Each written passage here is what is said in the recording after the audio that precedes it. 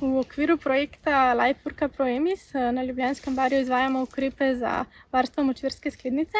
Močvirska sklednica je naša edina želva celinskih voda in v naravnem rezervatu Ribniki v dolini Drage pri Igu izvajamo zaščito njenih gnezd, kar počnemo na način, da smo 6 samicam močvirskih sklednic namestili oddajnike, potem pa jih v času gnezdenja spremljamo in najdena gnezda zaščitimo z mrežami, da preprečimo različnim plenilcem, da bi jih izkopali in pojedli.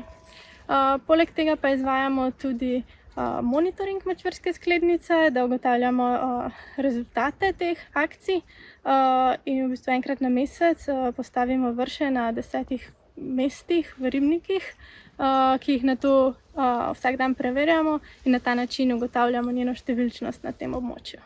Močvirska sklednica ogroža predvsem izguba habitatov, saj so mokrišča, v katerih živi najbolj ogroženi habitati ravno zaradi uničenja.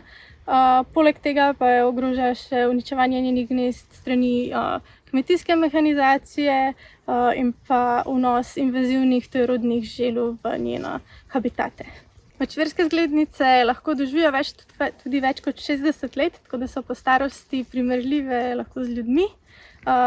In so tudi precej mobilne, čeprav so vodne želve, jih lahko srečamo tudi v gozdu, ko iščejo nove habitate ali pa grejo do naslednjega vodnega telesa.